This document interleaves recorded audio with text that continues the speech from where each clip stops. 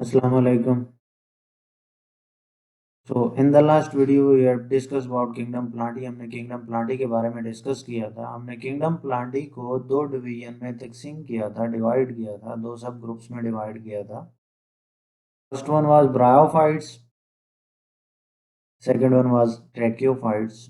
पहला ग्रुप जो था वो ब्रायोफाइट कहलाता था, दूसरा ग्रुप जो था वो ट्रैकियोफाइटा कहलाता था। इन दोनों में मेजर डिफरेंस ये था कि किंगडम ब्रायोफाइट में सॉरी डिवीजन ब्रायोफाइट में जाइलम और फ्लोएम नहीं पाए जाते, वेस्कुलर बंडल्स नहीं पाए जाते, जबकि डिवीजन ट्रैकियोफाइटा में जाइलम और फ्लोएम वेसल्स पाई जाती हैं जो मटेरियल्स की ट्रांसपोर्ट के लिए इस्तेमाल होती हैं। इन दोनों में मेन डिफरेंस ये था, फूड ट्रांसलोकेट करने के लिए एंड वाटर ट्रांसलोकेशन के लिए जाइलम और फ्लोएम होता है। फ्लोएम फूड की ट्रांसलोकेशन के लिए होता है, जबकि जाइलम वाटर की ट्रांसलोकेशन के लिए होता है। ये इसी वजह से, इन दो वजूहात की वजह से इस काबिल हुए हैं कि ये हार्श एनवायरनमेंट में, रफ एनवायरनमेंट में लिव कर सकें, बुरे हालात में ये रह सकें। ब्रायोफाइट्स में ये कैपेबिलिटी नहीं थी। Bryophytes without the help of water reproduce नहीं कर सकते थे। तो ट्रैकोफाइटा में डिफरेंट किस्म की वेजिटेटिव एंड रिप्रोडक्टिव ऑर्गन्स वो डेवलप हो गए हैं और वो वेरी कम्प्लेक्स हो गए हैं, बहुत ही पेचीदा किस्म के डेवलप हो गए हैं। इसी पेचीदगी की वजह से, इनके ऑर्गन्स में पेचीदगी की वजह से ये इस काबिल हुए हैं कि अर्थ के ऊपर, ज़मीन के ऊपर बहुत ज़्यादा मिकदार में फैल सकें, फ्लरिश कर सकें, थ्राइव कर सकें। और ये क्या है, पूरी दुनिया पर, पूरी अर्थ पर, on the face of earth they rapidly grow. Adaptations, उन्होंने खुद में तब्दीलियां कौन कौन सी की हैं ताकि वो लैंड के ऊपर रह सके, उनको हम अडेप्टेशंस बोलते हैं। Adapt, changing with the changing environment, environment के साथ चेंज होने को अडेप्टेशन बोलते हैं या अडॉप्ट होने को कहते हैं। They have developed root stem and leaves, उन्होंने रूट्स, स्टेम और लीव्स डेवलप कर लिए हैं। इन रूट्स और स्टेम्स और लीव्स ने इन्हें इस काबिल बनाया है कि वो अर्थ के ऊपर, जमीन के ऊपर, हार्श एनवायरनमेंट में, टेरेस्ट्रियल कंडीशंस में, खुश्की वाली जगह पर रह सकें। नेक्स्ट वन है vascular system in the stem, roots and leaves. उनके स्टेम, रूट्स और लीव्स के अंदर वेस्कुलर सिस्टम पाया जाता है, वेसल्स पाई जाती हैं, जाइलम एंड फ्लोएम पाया जाता है, जो कि उन्हें इस काबिल बनाता है ताकि वो वाटर को और फूड को डिफरेंट पार्ट्स में, underground parts and aerial parts जो हवा में होते हैं, जो फॉर एग्जांपल लीव है, स्टेम है, वो एरियल पार्ट कहलाएगा। और जो अंडरग्राउंड पार्ट्स हैं, रूट्स हैं, वो रूट्स और अंडरग्राउंड पार्ट्स में वो मटेरियल्स को ट्रांसपोर्ट कर सकें। फॉर एग्जांपल रूट्स जो हैं वो वाटर को अब्जॉर्ब करती हैं, उन्हें लीव्स तक पहुंचाने का काम जाइलम और फ्लोएम का जो है वो होता है। जाइलम का मेनली जाइलम काम करता है वाटर के ट्रांसलोकेशन में एंड सॉल्ट के ट्रांसलोकेशन में। फूड के ट्रांसलोकेशन में फ्लोएम इस्तेमाल होता है। तो जाइलम और फ्लोएम ने इन प्लांट्स को इस काबिल बनाया है कि वो अर्थ के ऊपर लिव कर सकें, रह सकें। इसके अलावा उनके स्पोरेंजिया जो है वो प्रोटेक्टेड होते हैं, उनके बाहर कवरिंग होती है, स्टीराइल सेल होते हैं, पेरेंटल टिश्यू होता है, प्लांट का टिश्यू होता है, ताकि वो उसको सेव कर सके, उसकी प्रोटेक्शन कर सके, उसकी हिफाजत कर सके, जो बाद में इवॉल्व होके, इसमें एवोल्यूशन होके जो बाद में सीड बन गया है। आजकल हमें जो प्लांट, सीडेड प्लांट नजर आते हैं, वो क्या है, सीडेड प्लांट की दो कैटेगरीज हैं, एंजियोस्पर्म्स एंड जिम्नोस्पर्म्स। ठीक है, सीडेड प्लांट्स। तो जो सीडेड प्लांट्स हैं जिनमें सीड बनता है, वो दरअसल ये स्पोरेंजियम ही इवॉल्व होके सीड की सूरत लेता है। और उसके बारे में हम डिस्कस करेंगे, इन डिटेल डिस्कस करेंगे। के अलावा पोलन ट्यूब डेवलप हो गई है।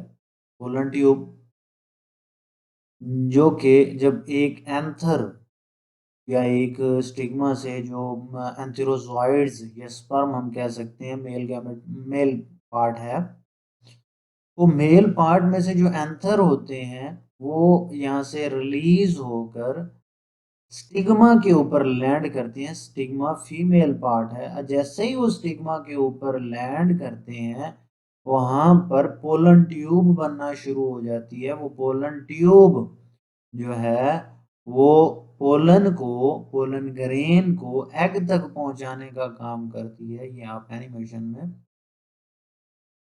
यू कैन विजुअलाइज दैट, हम देख सकते हैं कि ये पोलन ट्यूब जैसे ही वो एंथर या पोलन ग्रेन वो स्टिग्मा के ऊपर गिरता है, वहां पर पोलन ट्यूब जो है वो डेवलप होना शुरू हो जाती है और वो उसे एग तक ले जाती है। और ये without the help of water जो है वो फर्टिलाइजेशन कर सकती है।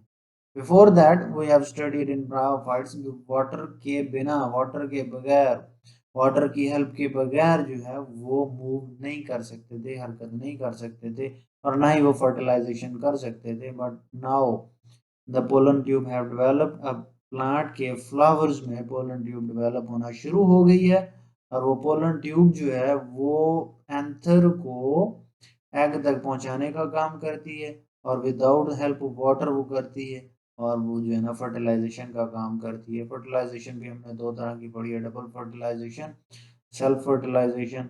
ठीक है, नेक्स्ट वन इज ये बियर फ्लावर एंड फ्रूट्स। उनमें फ्लावर्स होते हैं और फ्रूट्स होते हैं। फ्लावर्स के आगे डिफरेंट पार्ट्स होते हैं, मेल पार्ट भी होता है, फीमेल पार्ट भी होता है। But trachophytes have developed flower and fruit. These flower and fruit development have developed the plant to live on land, habitat or terrestrial environment. इस फ्लावर और फ्रूट की डेवलपमेंट ने, प्लांट्स में फ्लावर्स और fruit की डेवलपमेंट ने पौधों को इस काबिल बनाया है कि वो अर्थ के ऊपर, जमीन के ऊपर, लैंड हैबिटेट के ऊपर आसानी के साथ लिव कर सकें, जिंदा रह सकें। Heteromorphic alternation of generation. Morph word जो है वो फिजियोलॉजी के लिए इस्तेमाल किया जाता है, शक्ल और सूरत के लिए इस्तेमाल किया जाता है। Morphology, as we studied before, morphology study of shape of any plant और एनिमल। एनिमल और प्लांट की किसी भी शेप को डिस्कस करने के लिए, स्टडी करने के लिए हम मॉर्फोलॉजी का वर्ड इस्तेमाल करते हैं। Hetero mean different, there are two terms, homo and hetero. Homo mean same, hetero mean different. Heteromorphic different shapes वाली जो है वो जनरेशंस एक दूसरे के साथ अल्टरनेट करती हैं। For example we have discuss there were two generations, one was gametophyte, the second one was sporophyte। Sporophyte और गेमेटोफाइट दो डिफरेंट किस्म की जनरेशंस हैं। स्पोरोफाइट इरेक्टाइल जनरेशन है, जबकि गेमेटोफाइट जो है वो थैलस लाइक होती है, अर्थ के ऊपर ही रहती है, वो ज़्यादा फिजियोलॉजिकली एक्टिव, फोटोसिंथेसिस करती है और फिजियोलॉजिकली ज़्यादा एक्टिव होती है। But sporophyte is mainly dependent on the gametophyte, gametophyte के ऊपर डिपेंडेंट करता है। ये दो डिफरेंट टाइप्स ऑफ जनरेशन हैं, जो एक गेमेटोफाइट है, एक स्पोरोफाइट है। स्पोरोफाइट गेमेटोफाइट को पैदा करती है और गेमेटोफाइट स्पोरोफाइट को पैदा करती है। We can say that sporophyte spore release करता है। स्पोर रिलीज, वो स्पोर जहाँ पर जाकर गिरते हैं, गैमेटोफाइट को जनरेशन को जन्म देते हैं। वो गैमेटोफाइटिक जो जनरेशन है वो अपनी बॉडी के ऊपर ही, थैलस के ऊपर ही, बॉडी के ऊपर ही वो क्या करती है, उसके पास गोनेड्स होते हैं, मेल और फीमेल सेक्स ऑर्गन्स होते हैं। ठीक है, आर्चिगोनिया और एंथ्रीडिया, मेल सेक्स ऑर्गन को हम एंथ्रीडिया बोल देते हैं, फीमेल सेक्स ऑर्गन को हम आर्चिगोनिया बोल देते हैं।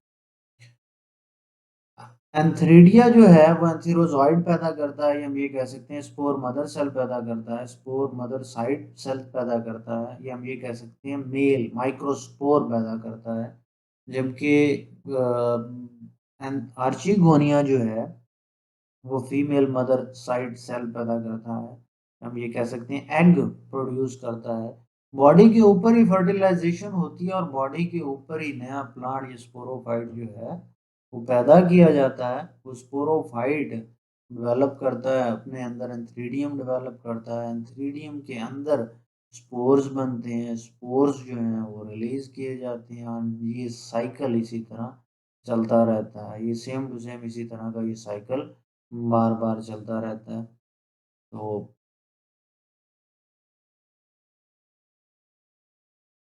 these were the 6 points regarding the adaptations plants to live on land, land पर रहने के काबिलियत के लिए उन्होंने क्या क्या किया है, अपने अंदर मॉडिफिकेशन क्या क्या किया है। First one, root stem and leaves develop कर लिए हैं, वेस्कुलर सिस्टम डेवलप कर लिया है, प्रोटेक्टिव स्पोरेंजिया डेवलप कर लिए हैं, पोलन ट्यूब बना ली है, फ्लावर और फ्रूट बना लिए हैं, और हेट्रोमॉर्फिक अल्टरनेशन ऑफ जनरेशन बना ली है, ताकि वो क्या है, रिकम्बिनेशन पैदा कर सके, अपनी जनरेशन में रिकम्बिनेशन पैदा कर सके, जेनेटिक रिशफलिंग कर सके, ताकि वो क्या है, नेक्स्ट जनरेशन में वेरिएशन प्रोड्यूस हो सके। जेनेटिक रिशफलिंग से ही वेरिएशन प्रोड्यूस होती हैं, विदाउट रिशफलिंग वेरिएशन प्रोड्यूस नहीं होती, वैरायटी चेंज नहीं प्रोड्यूस होता।